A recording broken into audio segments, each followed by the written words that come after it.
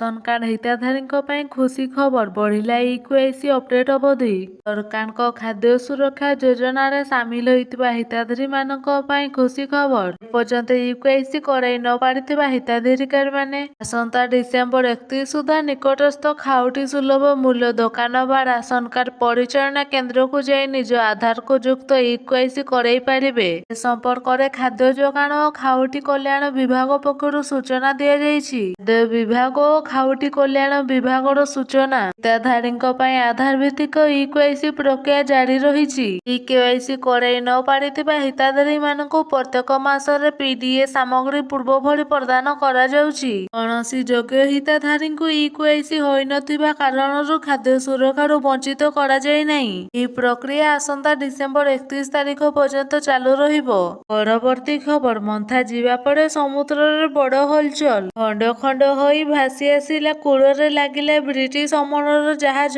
ଆନ୍ଧ୍ରପ୍ରଦେଶରୁ ଓଡ଼ିଶା ସୀମା ଦେଇ ତେଲେଙ୍ଗାନା ମୁହାଁ ହେବା ପରେ ଏହାର ପ୍ରଭାବରେ ବିଭିନ୍ନ ଅଞ୍ଚଳରେ ବର୍ତ୍ତମାନ ପର୍ଯ୍ୟନ୍ତ ଲାଗି ରହିଛି ବର୍ଷା। ମନ୍ଥାର ଏ ଯାତ୍ରା ଅପେକ୍ଷାକୃତ ଦୁର୍ବଳ ଥିଲା, ତଥାପି ଛାଡ଼ିଗଲା ଅନେକ କ୍ଷତ।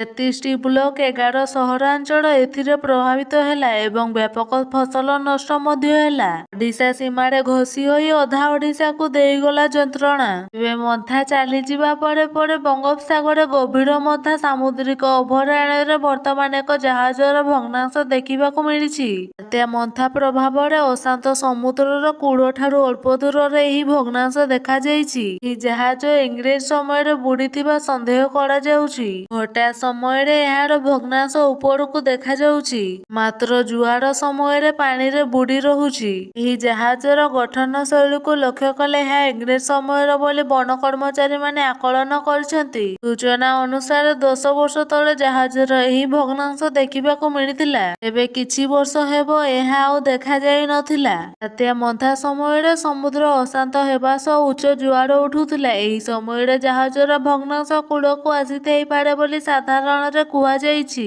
ସାଧାରଣତଃ ଜାହାଜଗୁଡ଼ିକ କାଠ ଓ ଫାଇବରରେ ନିର୍ମାଣ କରାଯାଇଥାଏ, ମାତ୍ର ଏହା ଆଲୁମିନିୟମରେ ତିଆରି ହୋଇଥିବାରୁ ଏହା ଇଂରେଜ ଅମଳର ଜାହାଜ ବୋଲି ଅନୁମାନ କରାଯାଉଛି। ପରବର୍ତ୍ତୀ ଖବର, ପେନସନଭୋଗୀଙ୍କ ପାଇଁ ବଡ଼ ଖବର, ଜଲଦି ସାରି ଦିଅନ୍ତୁ ଏହି କାମ, ନଚେତ୍ ମିଳିବ ନାହିଁ ପେନସନ। ପେନସନଭୋଗୀଙ୍କ ପାଇଁ ଏକ ନୂଆ ଘୋଷଣା କଲେ କେନ୍ଦ୍ର ସରକାର ଏବଂ ରାଜ୍ୟ ସରକାର। ପେନସନଭୋଗୀଙ୍କୁ ନିରନ୍ତର ପେନସନ ଦେୟ ସୁନିଶ୍ଚିତ କରିବା ପାଇଁ ବର୍ଷକୁ ଥରେ ସେମାନଙ୍କର ଜୀବନ ପ୍ରମାଣପତ୍ର ଦାଖଲ କରିବାକୁ ସ୍ପଷ୍ଟ ଭାବରେ ନିର୍ଦ୍ଦେଶ ଦିଆଯାଇଛି। ସରକାର ଏବେ ଏହି ପ୍ରକ୍ରିୟାକୁ ଆହୁରି ସହଜ କରିଛନ୍ତି। ପେନସନଭୋଗୀମାନେ ଅଫଲାଇନ ଏବଂ ଅନଲାଇନରେ ଜୀବନ ପ୍ରମାଣପତ୍ର ପାଇପାରିବେ। ସାଧାରଣ ପେନସନଭୋଗୀଙ୍କ ପାଇଁ ଜୀବନ ପ୍ରମାଣପତ୍ର ଦାଖଲ କରିବାର ଅବଧି ନଭେମ୍ବର 30 ପର୍ଯ୍ୟନ୍ତ। ଯଦି ନିର୍ଦ୍ଧାରିତ ସମୟ ମଧ୍ୟରେ ଜୀବନ ପ୍ରମାଣପତ୍ର ଦାଖଲ କରାନଯାଏ ତେବେ ପେନସନ ବନ୍ଦ ହୋଇପାରେ। ପରବର୍ତ୍ତୀ ଖବର, ଆଧାର ଅପଡେଟ୍ କରିବା ହେଲା ସହଜ। ଏବେ ଅନଲାଇନରେ ବଦଳେଇ ପାରିବେ ନାମ ସହ ମୋବାଇଲ ନମ୍ବର। ଆଧାର କାର୍ଡ ଧାରକମାନେ ଏବେ ଯେକୌଣସି ସମୟରେ ସେମାନଙ୍କ ନାମ, ମୋବାଇଲ ନମ୍ବର, ଜନ୍ମ ତାରିଖ ଏବଂ ଠିକଣା ପରିବର୍ତ୍ତନ କରିପାରିବେ। ଏହି ପରିବର୍ତ୍ତନ ଗୁଡ଼ିକ କରିବା ପାଇଁ ଆଧାର କେନ୍ଦ୍ରକୁ ଯିବାର ଆବଶ୍ୟକତା ନାହିଁ। ଘରେ ବସି ଆରାମରେ ଆପଣ ଆଧାର ଅପଡେଟ୍ କରିପାରିବେ। ବାସ୍ତବରେ ୟୁଆଇଡିଏଆଇ ନଭେମ୍ବର 1 ତାରିଖରୁ କିଛି ଗୁରୁତ୍ୱପୂର୍ଣ୍ଣ ପରିବର୍ତ୍ତନ କାର୍ଯ୍ୟକାରୀ କରିଛି, ଯାହାର ଲକ୍ଷ୍ୟ ଆଧାର ସମ୍ବନ୍ଧୀୟ ସେବାଗୁଡ଼ିକୁ ସହଜ କରିବା। ୟୁଆଇଡିଏଆଇ ଆଧାର ସେବା ପାଇଁ ପୁଣି ପରିବର୍ତ୍ତନ ଘୋଷଣା କରିଛି। ଫିଙ୍ଗରପ୍ରିଣ୍ଟ, ଆଇରିସ୍ କିମ୍ବା ଫଟୋ ଅପଡେଟ୍ ଭଳି ବାୟୋମେଟ୍ରିକ୍ ଅପଡେଟ୍ ପାଇଁ ଗ୍ରାହକମାନଙ୍କୁ ଏବେ 125 ଟଙ୍କା ଦେବାକୁ ପଡ଼ିବ। ପୂର୍ବରୁ ଏହି ଫି 100 ଟଙ୍କା ଥିଲା। ଡେମୋଗ୍ରାଫିକ୍ ଅପଡେଟ୍ ପାଇଁ ଫି 75 ଟଙ୍କା ରହିଛି। ସରକାର ଆଧାର ଏବଂ ପାନ ଲିଙ୍କ କରିବାର ଶେଷ ତାରିଖ ଡିସେମ୍ବର 31 ଧାର୍ଯ୍ୟ କରିଛନ୍ତି। ଯଦି ଆପଣ ନିର୍ଦ୍ଧାରିତ ସମୟସୀମା ମଧ୍ୟରେ ଆପଣଙ୍କର ଆଧାରକୁ ପାନ ସହିତ ଲିଙ୍କ କରିବାରେ ବିଫଳ ହୁଅନ୍ତି, ତେବେ ଆପଣଙ୍କର ପାନ କାର୍ଡ ଜାନୁଆରୀ 1, 2026ରୁ ନିଷ୍କ୍ରିୟ ହୋଇଯିବ, ଅର୍ଥାତ୍ ଆପଣ କୌଣସି ପାନ ସମ୍ବନ୍ଧୀୟ କାର୍ଯ୍ୟ କରିପାରିବେ ନାହିଁ। ପରବର୍ତ୍ତୀ ଖବର, ବିଜେତା ଟିମକୁ 51 କୋଟିର ପୁରସ୍କାର ଦେଲେ ବିସିସିଆଇ, ଶୁଭେଚ୍ଛା ଜଣାଇଲେ ପ୍ରଧାନମନ୍ତ୍ରୀ, ରାଷ୍ଟ୍ରପତି ଓ ମୁଖ୍ୟମନ୍ତ୍ରୀ। ଦକ୍ଷିଣ ଆଫ୍ରିକାକୁ ହରାଇ ଭାରତ ପ୍ରଥମ ଥର ପାଇଁ ବିଶ୍ୱକପ୍ ଜିତିଛି। ଭାରତୀୟ ମହିଳା କ୍ରିକେଟ ଦଳ ସର୍ବପ୍ରଥମ ବିଶ୍ୱକପ୍ ଜିତି ଦୀର୍ଘ 25 ବର୍ଷର ପ୍ରତୀକ୍ଷାର ଅନ୍ତ ଘଟେଇ ଫୁଟେଇଛି। 2005 ଫାଇନାଲରେ ଅଷ୍ଟ୍ରେଲିଆ ଠାରୁ ଏବଂ 2017 ଫାଇନାଲରେ ଇଂଲଣ୍ଡ ଠାରୁ ହାରି ରନର୍ସ ଅପ୍ ହୋଇଥିବା ଭାରତୀୟ ଦଳ ତୃତୀୟ ଥର ଫାଇନାଲରେ ଖେଳି ପ୍ରଥମ ଥର ବିଶ୍ୱ ବିଜେତା ହୋଇଛି। ପୁରୁଷ ଦଳର 4 ବିଶ୍ୱକପ୍ ମୁକୁଟକୁ ମିଶିଲେ ଏହା ଭାରତର ପଞ୍ଚମ ଆଇସିସି ବିଶ୍ୱକପ୍ ବିଜୟ। ଅନ୍ତର୍ଜାତୀୟ କ୍ରିକେଟ ପରିଷଦ ଦ୍ୱାରା ପରିଚାଳିତ ଏହି କ୍ରିକେଟ ବିଶ୍ୱକପ୍ 2025 ବିଜୟ ପାଇଁ ଭାରତୀୟ ଟିମକୁ ରାଷ୍ଟ୍ରପତି ଦ୍ରୌପଦୀ ମୁର୍ମୁ, ପ୍ରଧାନମନ୍ତ୍ରୀ ନରେନ୍ଦ୍ର ମୋଦି ଏବଂ ମୁଖ୍ୟମନ୍ତ୍ରୀ ମୋହନ ଚରଣ ମାଝୀ ଅଭିନନ୍ଦନ ଜଣାଇଛନ୍ତି। ମୁମ୍ବାଇରେ ଦକ୍ଷିଣ ଆଫ୍ରିକା ବିପକ୍ଷରେ ଭାରତୀୟ ମହିଳା କ୍ରିକେଟ ଦଳର ପ୍ରଦର୍ଶନ ନେଇ ଭାରତୀୟମାନେ ଗର୍ବ କରିଛନ୍ତି ବୋଲି ଏମାନେ ସାମାଜିକ ଗଣମାଧ୍ୟମରେ ପ୍ରତିକ୍ରିୟା ଦେଇଛନ୍ତି। ବିଜେତା ଟିମକୁ 51 କୋଟିର ପୁରସ୍କାର ଦେଲା ବିସିସିଆଇ। ପରବର୍ତ୍ତୀ ଖବର ପୁରୀରେ ପ୍ରବଳ ଗହଳି, ବଡ଼ଦାଣ୍ଡରେ ଅସମ୍ଭାଳ ଭିଡ଼। ପଞ୍ଚୁକ ଥିବାରୁ ଲୋକାରଣ୍ୟ ଶ୍ରୀକ୍ଷେତ୍ର। ହଜାର ହଜାର ଶ୍ରଦ୍ଧାଳୁଙ୍କ ଆଗମନ ଯୋଗୁଁ ଠେଲାପେଲା ସ୍ଥିତି। ବ୍ୟାରିକେଡ୍ ଭାଙ୍ଗି ପ୍ରବେଶ କରିବାକୁ ଉଦ୍ୟମ କଲେ ଭକ୍ତ। ମହାପ୍ରଭୁଙ୍କ ଦର୍ଶନ ପାଇଁ ଭୋରୁ ବ୍ୟାରିକେଡରେ ଲମ୍ବା ଲାଇନରେ ଶ୍ରଦ୍ଧାଳୁ। ସକାଳୁ ସନ୍ଧ୍ୟା ଯାଏଁ କମିଲାନି ଗହଳି। ଘଣ୍ଟା ଘଣ୍ଟା ଧରି ଭକ୍ତଙ୍କୁ ଅପେକ୍ଷା କରିବା ପରେ ଅସମ୍ଭାଳ ହୋଇଥିଲା ପରିସ୍ଥିତି। କିଛି ଶ୍ରଦ୍ଧାଳୁ ଅସୁସ୍ଥ ଅନୁଭବ କରିବା ସହ ଅସନ୍ତୋଷ ଝାଡ଼ିଛନ୍ତି। ଏପଟେ ଆଇନ ମନ୍ତ୍ରୀ କହିଛନ୍ତି ଶୃଙ୍ଖଳିତ ଦର୍ଶନ ହେଲେ କୌଣସି ଅସୁବିଧା ହେବ ନାହିଁ। ଦର୍ଶନ ସମୟରେ ତରବର ନ ହୋଇ ମନ୍ଦିର ପ୍ରଶାସକ ପକ୍ଷରୁ ଯାହା ବ୍ୟବସ୍ଥା ହୋଇଛି ସହଯୋଗ କରିବାକୁ ଭକ୍ତଙ୍କୁ ଅନୁରୋଧ କରିଛନ୍ତି। ଏହା ସହ କାର୍ତ୍ତିକ ମାସ ପରେ ଧାଡି ଦର୍ଶନ ଓ ଗଣତି ମଣତି ହେବ ବୋଲି ଆଇନ ମନ୍ତ୍ରୀ ସୂଚନା ଦେଇଛନ୍ତି। ପଞ୍ଚୁକ ପାଇଁ କେବଳ ସିଂହଦ୍ୱାରରେ ପ୍ରବେଶ ଅନୁମତି ରହିଛି। ସେହିପରି ଅନ୍ୟ 3 ଦ୍ୱାରରେ ଭକ୍ତମାନେ ପ୍ରସ୍ଥାନ କରିବେ। ସେବକମାନେ ସବୁ ଦ୍ୱାରରେ ପ୍ରବେଶ ଓ ପ୍ରସ୍ଥାନ କରିବା ପାଇଁ ବ୍ୟବସ୍ଥା ହୋଇଛି। ପରବର୍ତ୍ତୀ ଖବର କଡା ହେଲା କୁକୁର ପାଳିବା ନିୟମ, ଅବହେଳା ହେଲେ ଲାଗୁ ହେବ ଜରିମାନା।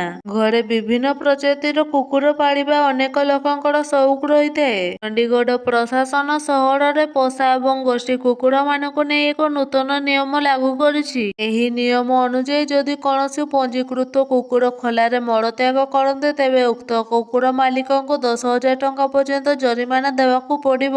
5ଟି ମହଲା ଥିବା ଘରେ କେବଳ ଗୋଟିଏ କୁକୁର ରହିବ। ଏହି କ୍ରମରେ 3ଟି ପରିବାରର ଯଦି ଗୋଟିଏ କୁକୁର 3 ମହଲାରେ ରହୁଛନ୍ତି ତେବେ ପ୍ରତ୍ୟେକ ପରିବାର ଗୋଟିଏ କୁକୁର ରଖିପାରିବେ। ଏଥିପାଇଁ ପୃଥକ ଭାବରେ ପଞ୍ଜୀକରଣ କରିବାକୁ ପଡ଼ିବ। ଯେଉଁମାନେ ଏହି ନିୟମରେ ଅବହେଳା କରିବେ ସେମାନଙ୍କ ବିରୋଧରେ ଜରିମାନା ଲାଗୁ ହେବ।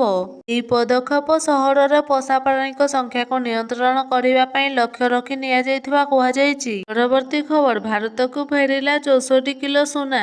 ଆରବିଆଇ ନେଲା ବଡ଼ ନିଷ୍ପତ୍ତି। ଦେଶରେ ଅର୍ଥନୈତିକ ସୁରକ୍ଷାକୁ ସୁଦୃଢ଼ କରିବା ପାଇଁ ଭାରତୀୟ ରିଜର୍ଭ ବ୍ୟାଙ୍କ ଏକ ଗୁରୁତ୍ୱପୂର୍ଣ୍ଣ ପଦକ୍ଷେପ ନେଇଛି। ଗତ 6 ମାସ ମଧ୍ୟରେ ଆରବିଆଇ ବିଦେଶରେ ଥିବା 64 କିଲୋଗ୍ରାମ ଅର୍ଥାତ୍ 64 ଟନ୍ ସୁନା ଭାରତ ପ୍ରତ୍ୟାବର୍ତ୍ତନ କରିଛି। ଏହାକୁ ଭାରତର ଅର୍ଥନୈତିକ ସ୍ୱାଧୀନତା ଏବଂ ସମ୍ପତ୍ତିକୁ ସୁରକ୍ଷିତ ରଖିବା ପାଇଁ ଏକ ପ୍ରମୁଖ ପଦକ୍ଷେପ ବୋଲି କୁହାଯାଉଛି। ସାରା ଦେଶରେ ବଢୁଥିବା ଭୂ ରାଜନୈତିକ ଉତ୍ତେଜନା ଯୋଗୁଁ ଅନେକ ଦେଶ ପ୍ରତିବନ୍ଧକ ଭଳି ପରିସ୍ଥିତି ସମ୍ମୁଖୀନ ହେଉଛନ୍ତି। ଟ୍ୟାରିଫ ଯୁଦ୍ଧ ଭଳି ପରିସ୍ଥିତିରେ ନିଜ ଦେଶରେ ନିଜର ସୁନା ରହିବା ସବୁଠାରୁ ସୁରକ୍ଷିତ ବୋଲି ଆକଳନ କରାଯାଉଛି। ପରବର୍ତ୍ତୀ ଖବର ଆକ୍ରମଣ ପାକିସ୍ତାନ ଉପରେ କରାଯାଇଥିଲା, ନିଦ କଂଗ୍ରେସର ହଜି ଯାଇଥିଲା। ମୋଦି। ପ୍ରଧାନମନ୍ତ୍ରୀ ନରେନ୍ଦ୍ର ମୋଦି ବିହାର ଆରାରେ ଏକ ନିର୍ବାଚନୀ ରାଲିରେ କଂଗ୍ରେସ ଏବଂ ଆରଜେଡିକୁ ସମାଲୋଚନା କରିଛନ୍ତି। ସେ କହିଛନ୍ତି ଯେ ଅପରେସନ ସିନ୍ଦୁର ସଫଳତା ଦେଶର ଗଣ୍ଡଗୋଳକୁ ବୃଦ୍ଧି କରିଥିଲା କିନ୍ତୁ ବିରୋଧୀ ଦଳଗୁଡ଼ିକ ଏଥିରେ ଖୁସି ନଥିଲେ। ସେ କହିଥିଲେ ଯେ କଂଗ୍ରେସ ଏବଂ ଏହାର ସହଯୋଗୀ ରାଷ୍ଟ୍ରୀୟ ଜନତା ଦଳ ଅପରେସନ ସିନ୍ଦୁର ଉପରେ ଅସନ୍ତୁଷ୍ଟ ଥିଲେ। ଗାନ୍ଧୀ ପରିବାର ଉପରେ କଠୋର ଆକ୍ରମଣ କରି ସେ କହିଥିଲେ ପାକିସ୍ତାନରେ ବିସ୍ଫୋରଣ ଘଟିଥିଲା କିନ୍ତୁ କଂଗ୍ରେସ ରାଜ ପରିବାରର ନିଦ ହଜିଗଲା। ପାକିସ୍ତାନ ଏବଂ କଂଗ୍ରେସର ବଡ଼ ବଡ଼ ନେତାମାନେ ଅପରେସନ ସିନ୍ଦୁରର ଆଘାତରୁ ଏପର୍ଯ୍ୟନ୍ତ ମୁକୁଳି ପାରିନାହାନ୍ତି।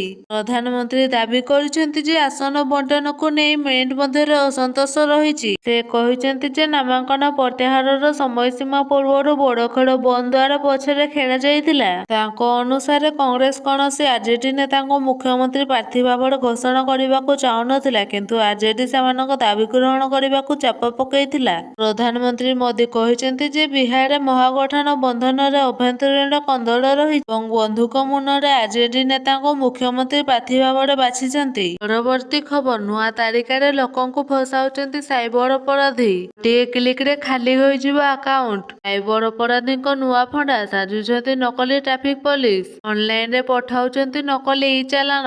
ଆଉ ଆପଣ ସେ ଚାଲାଣ ଉପରେ କ୍ଲିକ କଲେ କଥା ସରିଲା, ଖାଲି ହୋଇଯିବ ଆପଣଙ୍କ ଆକାଉଣ୍ଟ। ଭୁବନେଶ୍ୱର ଖଣ୍ଡଗିରି ଅଞ୍ଚଳର ନରହରି ପଣ୍ଡା ଭୁବନେଶ୍ୱରରୁ କଟକ ଯାଉଥିବା ବେଳେ ରେଡ୍ ସିଗ୍ନାଲ ଅବମାନନା କରିବା ଅଭିଯୋଗରେ ତାଙ୍କ ପାଖକୁ ହ୍ୱାଟ୍ସଆପ୍ରେ ଆସିଥିଲା ଏକ ଇ-ଚାଲାଣ, ଯାହାର ଜରିମାନା ରାଶି ଥିଲା 2200 ଟଙ୍କା। ମାତ୍ର ସେ କୌଣସି ଟ୍ରାଫିକ୍ ନିୟମ ଉଲ୍ଲଂଘନ କରିନଥିଲେ। ଏକ ଏପିକେ ଫାଇଲ୍ ଦ୍ୱାରା ହ୍ୱାଟ୍ସଆପ୍ରେ ଏଭଳି ମେସେଜ ଆସିଥିବାରୁ ତାଙ୍କର ସନ୍ଦେହ ବଢ଼ିଥିଲା। ପରେ ସେ ଟ୍ରାଫିକ୍ ଡିସିପିଙ୍କୁ ଜଣାଇବା ସହ ସାଇବର ଥାନାରେ ଅଭିଯୋଗ କରିଛନ୍ତି। ସାଇବର ଠକ ଏଭଳି ଟ୍ରିକ୍ ଦ୍ୱାରା ଠକେଇ କରିବାକୁ ଉଦ୍ୟମ କରୁଥିଲେ ବୋଲି ଜଣାପଡ଼ିଛି। ଖାଲି ହ୍ୱାଟ୍ସଆପ୍ରେ ନକଲି ଇ-ଚାଲାଣ ଦେଇ ବସୁନାହାନ୍ତି ସାଇବର ଠକ, ଏପରିକି ଟଙ୍କା ପଇଠ ନକଲେ କାର୍ଯ୍ୟାନୁଷ୍ଠାନ ସହ ଗାଡ଼ିର ପଞ୍ଜୀକରଣ ରଦ୍ଦ ହେବ ବୋଲି ବି ମେସେଜ କରୁଛନ୍ତି। ଫଳରେ ସହଜରେ ଭୟଭୀତ ହୋଇଯାଉଛନ୍ତି ଚାଳକ।